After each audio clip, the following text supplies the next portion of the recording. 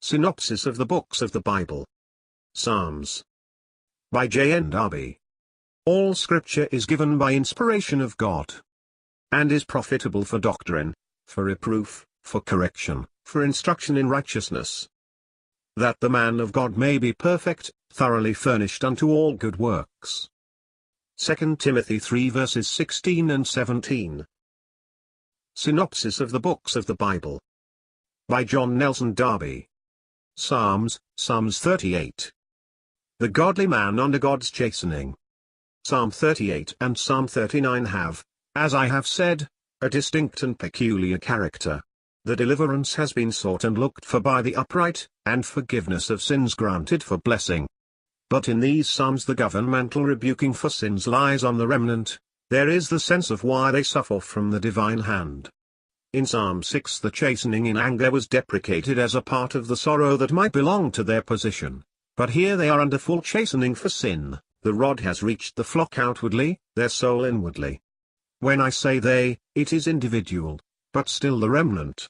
Friends shrank from such a case, enemies, without compassion, plot against his life. Still, he is before Jehovah, and all his desire and groaning.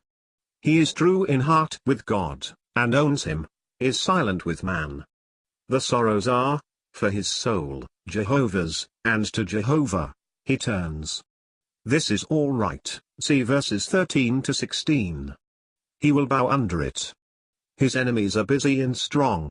But though Jehovah smites, he trusts him, because the smiting is owned by the humble soul to be righteous. But he can look to deliverance from his enemies. They were glad he slipped and rejoiced over him. But he declares and owns his sin. No excuse, no hiding in his soul from God. His cry is to him for speedy help. It is a beautiful psalm as to the state of soul, for the Spirit provides for every case. The failure of the upright, which may call down severe chastening, and cause joy to the wicked. But he accepts the punishment of his iniquity, and places himself openly before God, owning his sin, but looking to him against the wicked. However sad such a case may be, nothing more shows truth before God and confidence in him.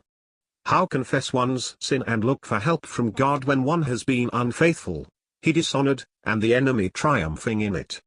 No excuse, no attempt to hide, none. He owns all, and casts himself on God. The picture of the remnant would not have been complete without this, nor the gracious instruction for every soul at every time.